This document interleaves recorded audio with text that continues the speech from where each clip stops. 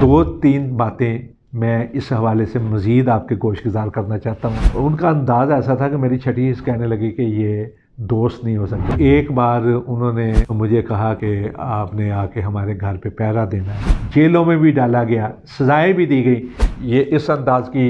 ٹوپی اس نے پہنی ہوئی تھی سر پہ۔ میں پریشان ہو گیا کہ علامہ صاحب کدھر گئے۔ علامہ صاحب کے گیٹ کے سامنے، گھر کے گیٹ کے سامنے ایک جیپ کھڑی، ہمیں آج تک یہ بھی نہیں پتہ چلا کہ وہ کون تھا۔ اب جو ویڈیو بنانے والے تھے وہ دونوں شہید ہو گئے تھے۔ سرکاری اداروں نے جس طرح تفتیش کرنی تھی اس واقعے کے بارے میں اس طرح نہیں کی۔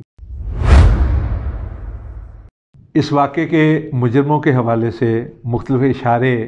کیے جا رہے تھے، ہمارے سامنے ابھارے جا رہے تھے، مختلف اطراف سے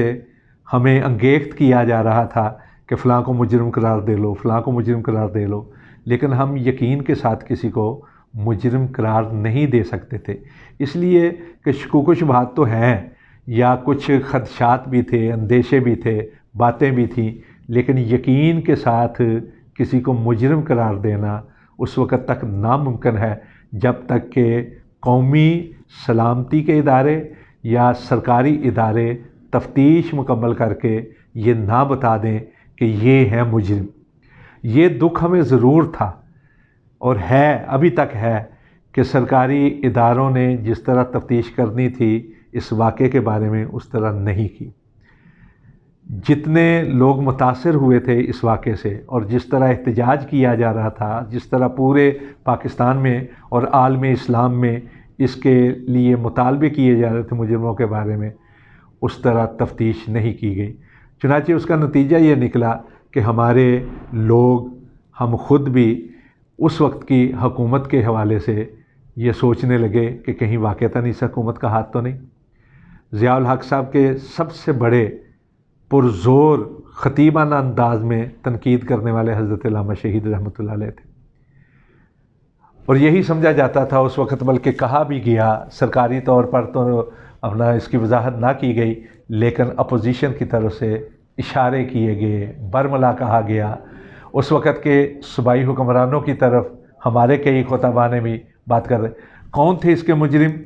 اس حوالے سے جہاں اور شکوک و شبہات، جس طرح میں نے پچھلی قسطوں کے اندر، پچھلی گفتگو جو تھی، پہلے جو پارٹ آئے ہیں آپ کے سامنے، ان میں اشارہ کیا کہ شریعت بل کے حوالے سے بھی یہ سوچا گیا،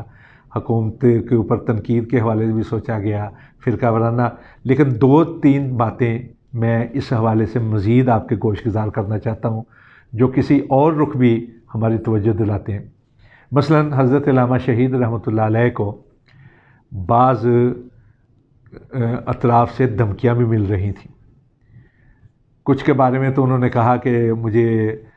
خطوط کے ذریعے سے بتایا گیا ہے، کچھ یہ تھا انہیں اندازہ ہو رہا تھا یا وہ یہ سمجھ رہے تھے کہ سرکاری طور پر جس طرح میں مخالف ہوں اس طرف سے نہ آ جائے۔ پھر یہ بھی سمجھا جا رہا تھا کہ جس فرقے کے بارے میں انہوں نے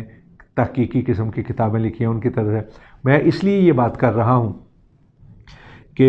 ایک بار انہوں نے مجھے کہا کہ اپنا میں تھا اور ان کا بانجا بھی تھا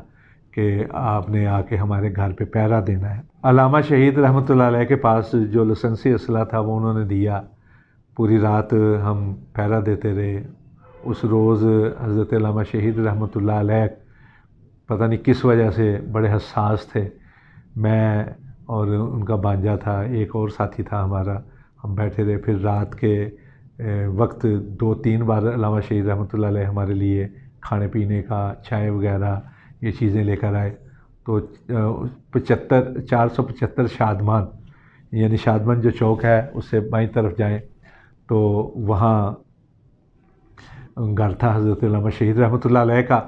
تو اس میں ہم پوری رات جاگ کر پہرا دیتے رہے۔ اس سے پہلے ایک واقعہ ہوا تھا کہ ایک بار میں علامہ شہید رحمۃ اللہ علیہ کے ساتھ ایک جلسے سے واپس آئے، رات کا تقریباً کو 1:30-2 کا ٹائم ہوگا، کہ ہم نے دیکھا کہ جو مین روڈ ہے اس کے ساتھ جو ذیلی روڈ ہوتا ہے جسے سروس روڈ کہا جاتا ہے، اس پر بالکل علامہ صاحب کے گیٹ کے سامنے، گھر کے گیٹ کے سامنے ایک جیپ کھڑی تھی۔ تو جیسے ہی ہم مڑے ہیں تو جیپ آگے کی طرف چل پڑی، تو علامہ صاحب نے گاڑی روکی، مجھے کہنے لگے کون نے؟ میں ان کے پیچھے چل پڑا، تو آگے جا کر وہ جیپ پھر واپس مڑی، تو میں جب وہاں تک گیا تو دیکھا کہ ایک اشتہار لگا ہوا تھا، یعنی وہ لوگ تھے علامہ شہید رحمۃ اللہ علیہ کے تنظیمی طور پر مخالفین، تو وہ اشتہار لگانا چاہ رہے تھے علامہ صاحب کے کار کے اوپر۔ تو جب میں اپنا وہاں تک گیا تو میں نے دیکھا کہ علامہ صاحب کی گاڑی بھی موجود نہیں، تو میں پریشان ہو گیا کہ علامہ صاحب کدھر گئے۔ تو تھوڑی دیر کے بعد علامہ صاحب آئے تو کہنے لگے کہ گورنر روز تک گیا ہوں، وہ بگا کر لے گئے ہیں۔ تو کہنے لگے کون تھے؟ میں نے کہا یہ اشتہار، تو وہاں سے کہنے لگے کہ وہ چاہ رہے تھے گار کے اوپر۔ ہم نے کہا ہاں ٹھیک ہے، لیکن وہ اور لوگ تھے، اور جن کی طرف سے اندیشہ تھا علامہ صاحب کو وہ اور لوگ تھے۔ تو حضرت علامہ شہید رحمۃ اللہ علیہ ان دنوں میں بڑے حساس تھے۔ اسی دوران میں جو واقعے سے تھوڑے دن پہلے حضرت علامہ شہید رحمۃ اللہ علیہ بیرون ملک گئے ہوئے تھے کہ ایسے میں 50 لوئر مال کا جو دفتر تھا علامہ صاحب کا دفتر، جہاں تنظیمی دفتر بھی تبدیل ہو چکا تھا، وہاں سردیوں کے دنوں میں غالباً جنوری کا مہینہ تھا یا جنوری کے آخری دن تھے کہ میں اوپر بیٹھ کر ایک مضمون لکھ رہا تھا جس کے بارے میں علامہ صاحب مجھے کہا گیا تھا اسلام اور جمہوریت کے حوالے سے۔ تو اوپر دھوپ میں بیٹھا ہوا تھا کہ یکدم کو 7-8 کے قریب جوان قسم کے لڑکے جو ہیں، یعنی باقاعدہ نظر آ رہا تھا کہ کثرتی وجود ہیں ان کے، اوپر آئے اور آ کر سیدھے ایک نے پوچھا کہ علامہ صاحب نے ملنا ہے۔ میں نے کہا جی وہ تو نہیں ہے، اور دوسرے نے آ کے میرے کاغذ جو تھے میں لکھ رہا تھا وہ دیکھنے شروع کر دیے، کیا لکھ رہے ہو؟ میں نے کہا جی یہ جمہوریت کے حوالے سے، لیکن میرے کہنے پہ کے باوجود انہوں نے دیکھنا شروع کر دیا۔ تو دوسروں نے کہا جی کہ علامہ صاحب کتنے؟ میں نے کہا جی وہ باہر گئے ہوئے، کب آئیں گے؟ ان کا انداز ایسا تھا کہ میری چھٹی حص کہنے لگی کہ یہ دوست نہیں ہو سکتے۔ بہرحال انہوں نے ادھر ادھر دیکھا، پھر جب نیچے اترنے لگے میں ساتھ گیا تو وہ پھر جو نچلی منزل تھی اور جہاں علامہ صاحب نے کمرے بنائے ہوئے تھے ریسرچ اسکالرز کے لیے، اس لیے کہ جو 50 لوئر مال کا دفتر تھا وہ علامہ صاحب چاہ رہے تھے کہ تہہ خانے کے اندر پریس ہو، اور اس کے لیے باقاعدہ ریسرچ سینٹر وہاں بنانا چاہتے تھے۔ تو کمرے اس انداز سے بنائے تھے کہ ریسرچر اسکالرز جو ہیں الگ الگ بیٹھ سکیں، ہر ایک کے کمرے میں ٹیبل باقاعدہ فکسڈ لکھنے والا جو ڈیسک سا ہوتا ہے وہ بنایا ہوا تھا، الماریاں تھیں، شیلف بنائے ہوئے تھے۔ پھر کمپیوٹر اس وقت عربی رسم الخط کے کمپیوٹر بہت کم تھے،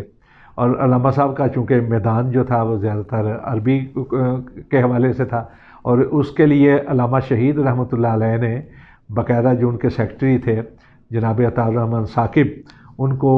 سعودی عرب میں بھیج کر باقاعدہ عرب کمپوزنگ کی ٹریننگ بھی دلوائی تھی۔ پاکستان میں عربی کمپوزنگ اس وقت نہیں ہوتی تھی، ایک جگہ سے علامہ صاحب نے کروایا لیکن اس میں بہت زیادہ اغلاط آ گئی تھی، تو وہ باقاعدہ کمپیوٹر رکھے ہوئے تھے، سارا لائبریری بھی وہاں منتقل کر دی تھی علامہ شہید نے اپنے گھر سے، اور پھر آخری بار جب آئے ہیں تو بے شمار کتابیں لے کر آئے تھے، وہ عربی کی اور بڑی بڑی حوالہ جاتی کتابیں جو ہیں، اور فخر کے ساتھ وہ دکھایا کرتے تھے۔ تو حضرت علامہ شہید باہر تھے، تو انہوں نے ادھر، میں نے کہا جی یہ کدھر جا رہے ہیں؟ کہتے ہیں ویسے دیکھ رہے ہیں ویسے دیکھ رہے ہیں، لیکن انداز ان کا جو تھا وہ بے باکانہ تھا اور ہمارے حلقہ تنظیم سے نہیں تھے، نہ ہی ان کو کبھی ہم نے حضرت علامہ شہید کے پاس پہلے کبھی دیکھا تھا۔ تو ان میں سے ایک مجھے کہنے لگا کہ جی علامہ صاحب کے پاس کوئی ملازمت کی جگہ ہے ڈرائیور وغیرہ رکھنے کے لیے یا باڈی گارڈ رکھنے کے لیے؟ تو میں نے کہا جی باڈی گارڈ تو رکھنے، کہنے لگے ڈرائیور، میں نے کہا نہیں آپ ایسا کریں مجھے ایڈریس دے دیں اگر ضرورت پڑی۔ تو اس نے 50 لوئر مال کی پچھلی سائڈ پہ سر سید ہاسٹل تھا جس کے پیر آصف گیلانی صاحب جو ہیں وہ مالک ہوا کرتے تھے۔ سر سید ہاسٹل اس وقت تک ایک ہی ہاسٹل ہم نے دیکھا تھا جس میں طالب علم رہتے تھے جن کو یونیورسٹیوں کے یا کالجز کے ہاسٹل میں جگہ نہیں ملتی تھی بہت کم، یا پھر جو جاب کرتے تھے لوگ ملازم پیشہ لوگ ان میں سے رہتے۔ تو اس نے مجھے لکھ کے دیا ایڈریس سر سید ہاسٹل کا۔ بہرحال وہ جب چلے گئے تو میں نیچے آیا، تو نیچے آ کر میں نے یعقوب انصاری ہوتے تھے اس وقت ہمارے ناظم دفتر، تو میں نے انہیں کہا کہ یعقوب صاحب کون سا لوگ؟ کہنے لگے میں نہیں جانتا۔ میں نے کہا آپ نے اوپر کیوں بھیج دیا؟ کہنے لگے جی وہ مجھے کہہ رہے تھے کہ کدھر علامہ صاحب، سوال ایسے کر رہے تھے کہ میں نے کہا جی اوپر ہیں رانا صاحب ان سے، تو وہ میرے کہے بغیر یا مجھے بتائے بغیر اوپر چلے گئے۔ تو یہ ان کا انداز بڑا مشکوکانہ تھا۔ تو بعد میں جب تفتیشی ٹیم بنی تو میں نے وہ ایڈریس جو لکھا ہوا تھا ان کا وہ دیکھنے کی کوشش کی کہ کہیں سے مل جائے، لیکن چونکہ میں ہسپتال میں رہا دھماکے کے بعد، زخمی حالت میں رہا، تو تقریباً 1.5-2 مہینے کے بعد میرا جانا ہوا تھا دفتر میں، تو وہ مجھے جو چٹ پڑی ہوئی تھی سر سید ہاسٹل والا جو ایڈریس لکھا تھا، ظاہری بات ہے کہ وہ بھی انہوں نے جھوٹ ہی لکھا ہوگا، لیکن وہ کون لوگ تھے کوئی پتہ نہیں، یہ بھی بات تھی۔ پھر جب یہ دھماکہ ہوا ہے جس جلسے کے اندر، تو اس جلسے کا جو سٹیج تیار ہو رہا تھا،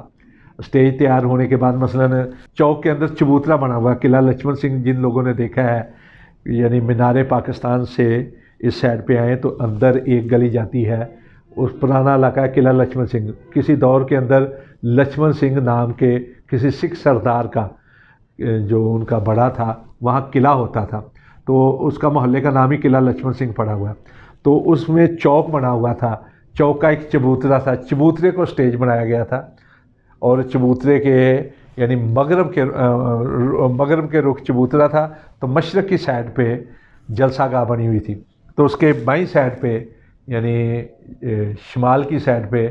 وہ تھا لگا ہوا کیا کہتے ہیں پارک تھا، پارک کے ساتھ پارک تھا، پارک کے کارنر پہ چبوترے کے بالکل، اور چبوترے کے اور پارک کا ایک جو کنارہ بنتا تھا شمال جنوب مغرب کا کنارہ، وہاں وہ کیمرے والے بیٹھے ہوئے تھے جو لوگ بنا رہے تھے ویڈیو، تو ایک آدمی آیا، 2 آدمی اس کے ساتھ تھے، لیکن وہ آدمی اونچے لمبے قد کا آدمی تھا، اور اس نے جو تھا ویسٹ کوٹ پہنی ہوئی تھی، شلوار قمیض ویسٹ کوٹ، یعنی مجھ سے بھی زیادہ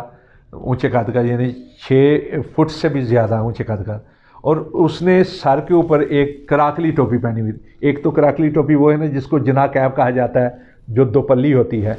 ایک ٹوپی وہ ہوتی ہے جس کے پیچھے گلائی ہوتی ہے، میں آپ کو دکھاتا ہوں، یہ والی ٹوپی، یہ اس انداز کی ٹوپی اس نے پہنی ہوئی تھی سر پہ، اور کلین شیو تھا، یہ نہیں کہ کوئی مولوی صاحب تھے یا اپنا، کلین شیو تھا، چھوٹی چھوٹی مونچھیں تھی، اونچے لمبے قد کا اس نے پہنی ہوئی تھی، اور اس وقت تک پولیس والے لوگ جو ہیں اپنی ڈیوٹی پہ آ چکے تھے۔ وہ آدمی ایسے آیا مینار پاکستان کی طرف سے، ایسے جب گھوم کے گیا ہے تو جس طرح پولیس والے کھڑے تھے، پولیس والوں نے دیکھ کے اس کو سیلوٹ مارا، اس کا مطلب ہے کہ پولیس والے اس کو جانتے تھے، اور سیلوٹ مارنے کا مطلب یہ ہے کہ وہ کوئی افسر تھا۔ لیکن پھر اس کے بعد وہ گیا ہے اوپر سے، پارک کے اوپر سے گھوم کے، تو وہ جو سامنے کرسیاں پڑی تھی اس کے پیچھے کھڑا ہوا ہے، پھر وہاں سے گھوم کے پھر آیا، پھر اس نے ایسے نظر دوڑائی ہے اور چلا گیا۔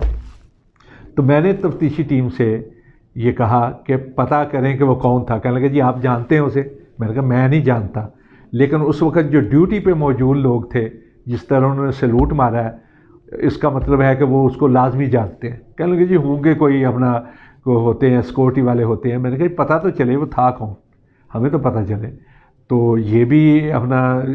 ایک اشارہ تھا جو میں نے ایک چشمدید کے حوالے سے پولیس والوں کے سامنے رکھا جو تفتیشی ٹیم بنی تھی، لیکن ہمیں آج تک یہ بھی نہیں پتہ چلا کہ وہ کون تھا۔ اس وقت جو ایس ایچ او تھے ان کے بارے میں بھی کہا گیا کہ یہ فلاں شاہ صاحب ہیں، یہ نام تھا ان کا، عبدالسمد شاہ تھا یا کیا نام تھا، کوئی اس وقت میرے ذہن سے نکل رہا ہے، تو ان کے حوالے سے۔ لیکن یہ مسئلہ جو ہے یہ پولیس کی سطح کا نہیں تھا، اگر یہ تھا بھی تو بڑی اونچی سطح کا تھا۔ تو یہ ایسے اشارے تھے، ایسی لائنیں تھیں جو سوچنے پہ مجبور کرتی تھی، جو تفتیش کے لیے ضروری تھی کہ ان لائنوں پر کام کیا جائے، اس لیے کہ تفتیش جو ہے وہ شک کے سرے کو پکڑ کے اخیر تک پہنچتی ہے، اور شکوک جو ہے جب پیدا ہو، شکوک کئی حوالوں سے تھے، شک تھے، چھوٹے شک بھی تھے، بڑے شک بھی تھے، بعض کے لیے کچھ میٹیریل بھی تھا، بعض کے لیے کچھ تائیدی مواد بھی موجود تھے، لیکن ان تمام کے باوجود ہم یقین کے ساتھ نہیں کہہ سکتے کہ فلاں تھا، اس لیے کہ یقین کا مطلب ہوتا ہے کہ بالکل سامنے، علم الیقین سے بھی بڑھ کر حق الیقین کا درجہ ہے، لیکن ہم جو ہے اشاروں پر غالبانہ انداز سے تو بات کر سکتے ہیں، مختلف جو جہتے ہیں، جو انداز ہیں، جو اشارے ہیں، جو شکوک ہیں، جو شبہات ہیں، جو اندیشے ہیں، ان سب کے اوپر ہم کبھی ایسے ہوتے ہیں، کبھی ایسے ہوتے ہیں، لیکن یقین کے ساتھ ہم اس وقت بات کر سکتے ہیں جب بالکل ہمارے سامنے. اب دیکھیے پاکستان کے اندر فرقہ وارانہ واقعات ہوئے. فرقہ وارانہ واقعات کے بعد ان کے ملزموں کا نام لیا گیا، باقاعدہ ایف آئی آر درج ہوئی، یہ کہا گیا کہ فلاں اس میں ملوث ہے فلاں، حالانکہ جو واقعات ہوئے اس وقت نہیں پتہ ہوتا تھا، لیکن نام لے کر ایف آئی آر درج کی گئی، اور بعد میں کئی لوگوں کو مجرم بھی قرار دیا گیا، جیلوں میں بھی ڈالا گیا، سزائیں بھی دی گئی. یہ ایک اتنا بڑا واقعہ ہے کہ جس کی ایف آئی آر جو ہے وہ ایک تو پہلے بڑی جلد بازی میں وہ ایف آئی آر لکھی گئی، اور مدعی تو بنایا گیا ہمارے دفتر کے اس وقت کے دفتر 50 لوئی محل دفتر کے ناظم دفتر یعقوب انصاری کو، وہ اس محلے میں رہتے بھی تھے، لیکن ان کو کسی جماعتی ذمہ دار سے مشورہ کرنے کی جانب بس جلدی کے ساتھ ان کو لے جا کر ایف آئی آر لکھ لی گئی. اس کے بعد ایف آئی آر کے اندر تبدیلی کے حوالے سے ہم نے جب بات کی تو کہنے لگے جی ضمنیوں کے اندر آپ لکھوا سکتے ہیں، ایف آئی آر میں تبدیلی نہیں ہو سکتی، لیکن اس میں بھی نام نہیں، ضمنیوں کے اندر بھی نام نہیں، پھر تفتیش کی ہی نہیں گئی جس طرح کرنا چاہیے تھی. پھر یہ جو واقعہ ہوا، اس واقعے کی جو ویڈیو تھی، ایک ہی ویڈیو بنی تھی. آج کے ماحول تو نہیں تھا، حالات نہیں تھے کہ جب ہر ایک موبائل کی اندر کوئی بھی ریکارڈنگ کر سکتا ہے. جو ویڈیو بنی اس کو بھی قبضے میں کر لیا گیا، اور بہت بعد میں کیس کر کے ہائی کورٹ کے ذریعے سے اس ویڈیو کو حاصل کیا گیا. اب جو ویڈیو بنانے والے تھے وہ دونوں شہید ہو گئے تھے، سلیم اور محمد عالم دونوں سالہ بہنوئی تھے، دونوں شہید ہو گئے تھے موقع پر. اس کے بعد ویڈیو کو قبضے میں لے لے، اس میں کتنی ایڈٹ کی گئی ہے، کون آیا اس میں کوئی پتہ نہیں. اب جو ویڈیو آئی ہے ہمارے سامنے جس میں علامہ صاحب کی تقریر بھی ہے، جس میں مجھے بھی آپ دیکھیں گے کہ اسٹیج پر بیٹھا ہوں، علامہ صاحب کے ساتھ بیٹھا ہوں، مولانا حبیب الرحمن، یہ ایڈٹ شدہ ویڈیو بھی ہو سکتی ہے، اس لیے کہ بہت عرصے کے بعد یہ ہمیں دی گئی ہے. لیکن اس کے باوجود آج تک اتنا بڑا واقعہ ہوا ہے، اتنا بڑا واقعہ ہوا ہے، آج تک اس واقعے کے اوپر جس طرح تفتیش کی جانی چاہیے تھی نہیں کرتی. یہ بذات خود ایک بہت بڑا سوال ہے، اور اس کی وجہ سے آج تک ہماری تشفی نہیں ہوئی. اس کی وجہ سے شکوک و شبہات جو ہیں وہ بڑھتے چلے جا رہے ہیں، اور بڑھتے رہیں گے جب تک کہ مجرم ہمارے سامنے نہیں آ جاتے.